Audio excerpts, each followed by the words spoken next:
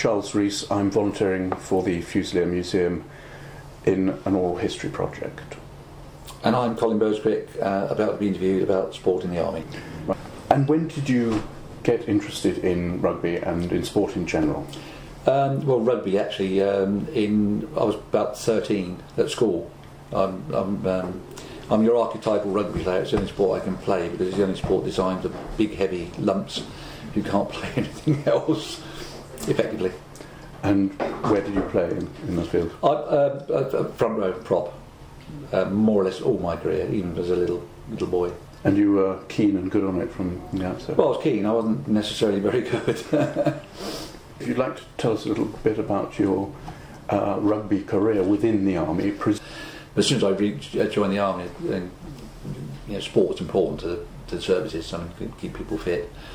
And so I started playing rugby again. And I just really jogged along till I was a sergeant. So, what would that be? 69, 70.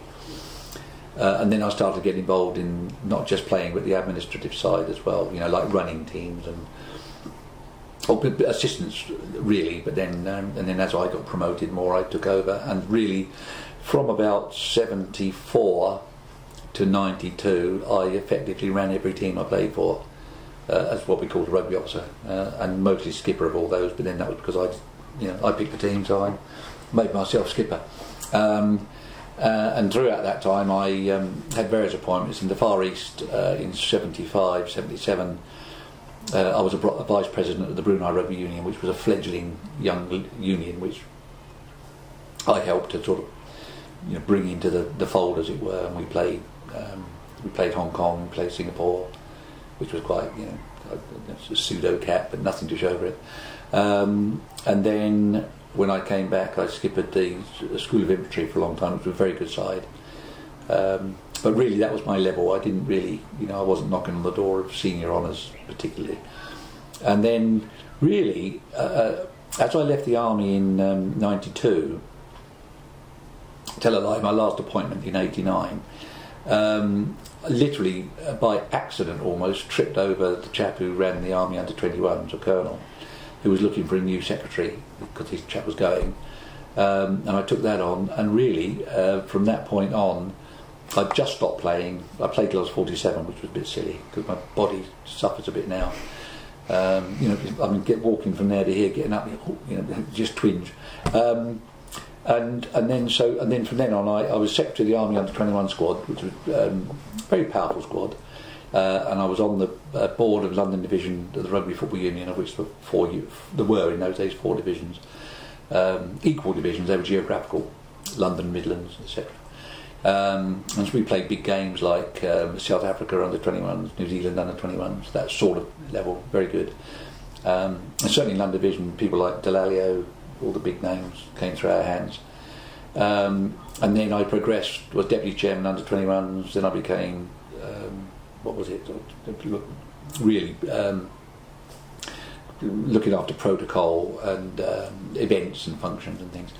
And so I ended up on what we called the Rugby Council, Army Rugby Union Council, for 20 years, and I was on the management board for 9. I retired 18 months ago from that, and I'm now an honorary life vice president, of which there are about a dozen of us, I suppose. And that's about it, really. Right. You started playing rugby as soon as you went back. You went into the Army, into the Fusiliers.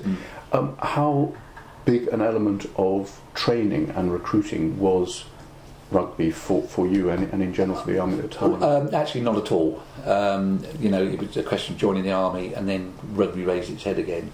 But over the years there has been, and still is I think, and certainly some regiments would actively go out and recruit top players. In the amateur days when you had, certainly I can remember being on the Army Council, Rugby Union Council, and we certainly had 3 internationals in the squad at that time. Tim Robber, who played an enormous number of games for England, Matty Stewart, who actually I recruited to rugby because he was a boxer, but he ended up getting 34 caps for Scotland, and Rob Wainwright, who also he's skipper of Scotland actually. People went out. Certainly, Rob Burr, his regiment, Green Howard's, Duke Wellington Regiment, used to have an awful lot of class players, and they would actively sort of persuade them to join this regiment, because regiments recruit for themselves; they don't recruit for the army. So they would go out actively and recruit rugby players from the schools, the county, that's especially Yorkshire. But that wasn't the case for me, and certainly not the case in my regiment. I wouldn't say they're a recognised rugby regiment. But the dynamic of recruiting rugby players must have changed now that it's become a professional game. Oh, it has, yeah. I mean, although that said, the army squad is a very powerful squad at the moment, and there are quite a number of players who play at a very high level of civilian rugby. Matty Stewart's just retired actually, you don't, because of the professional rugby now, a guy is not likely to want, because there was a sort of cachet to come in the army, get paid and play rugby, although you still had to do your job and everything else, and a lot of people don't realise it was actually much more pressure on the player, because he still had to do his tours in Northern Ireland, fly back, and all that sort of thing. So but it has shifted. Yeah, we don't have the real top players, and there are no internationals. Oh, I tell a lie. Mark Lee, he captains Scotland Sevens, but he's about it at the moment. But as I say, the army team level is very high, very, very high standard. In fact, we had the annual Army Navy game on Saturday at Twickenham, which is a big game, 65,000 at Twickenham. But slaughtered the Navy, 48-9. But they're a smaller service and getting smaller. So and also we probably approach the game in a far more professional manner than the other two services, and have done for a number of years now. We got big sponsors, because the state, the taxpayer doesn't pay anything towards, by and large, to army sport of any description. It's all self-funding, but we fund probably 700,000-800,000 a year from sponsorship. But the big names want to put their name, especially like Twickenham Babcocks, for example, sponsor it because it's good. Well, they're military bent anyway with their business. But we still get fit. The thing about the army, of course, it's full of fit young men anyway. So you're halfway there. Although, of course, we have to share it with all the other sports, and you do find actually there's a level where they're of such a level of expertise that they probably play most sports. Unlike me, where I really could only play one sport. Big and heavy. And certainly nowadays, I think I would struggle because the dynamic of the game has changed dramatically. They're big, hard, fast. I was technically very strong and what have you, but didn't really get around park very well. Sorry. I was going to ask you. You joined as a Fusilier and went through the ranks and were commissioned. How important was your rugby playing and your rugby administration, do you think, in your advancement through the regiment? It's hard to say, Actually, I do like to think it probably did have a bit to do with it. But that said, you still got to be good at your job, which I think I was. And the added sort of dimension to my army career, I suppose, is the fact that I in the first instance, devoted quite a lot of my own time to rugby and developing the rugby team for the benefit of the regiment and the army as a whole. But also, you recognise that you're putting that bit back in over and above what you should be doing, and whether you're doing it well. If you're running an organised team, you might not be winning, but there's all the administration, getting them to the right place. Have they got the right kit to transport? That's what, and that all sort of adds to your, I suppose, your reputation. So your organisational skills were noticed. I think so. Yeah, I think so. Yeah. Can I ask you a little bit about some of your service overseas and how that related to rugby? Because you've already mentioned Brunei, and I understand that you were actually involved in establishing the team. Is that right? No, the team was it's a very small state.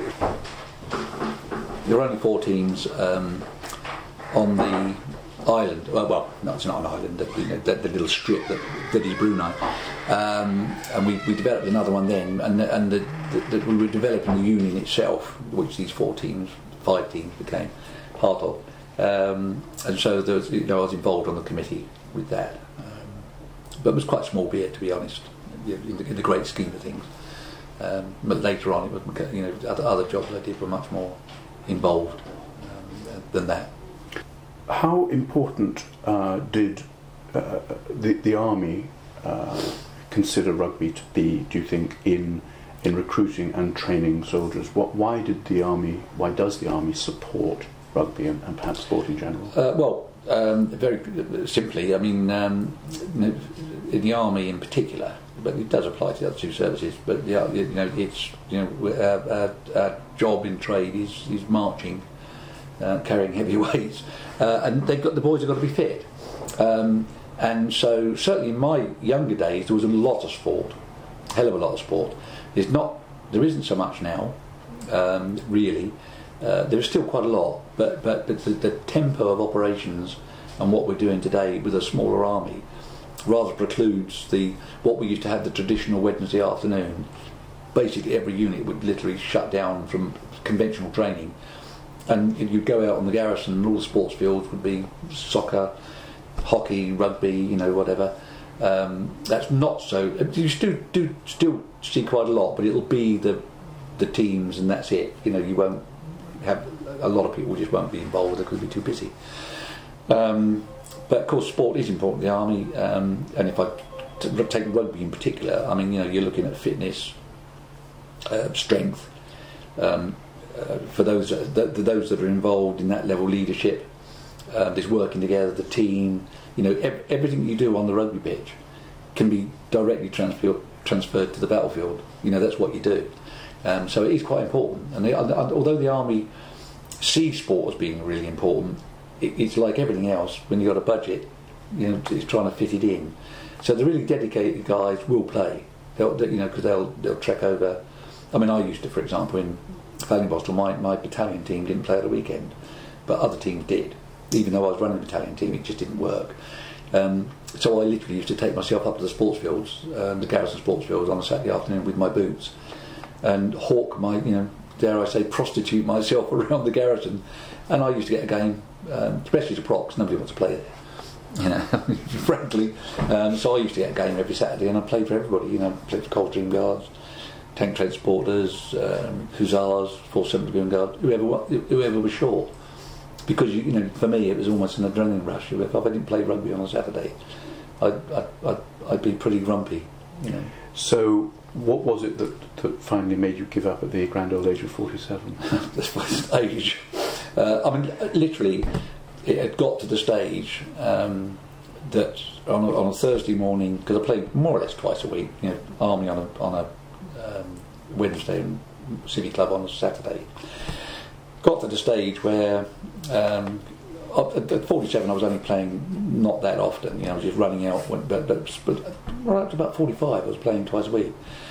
And really on a Thursday and a Sunday morning I couldn't get out of bed. My wife would literally have to pull me up because I'd be completely broken up.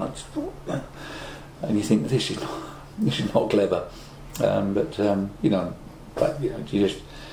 It's one of those things. I couldn't personally live without it. It was a drug.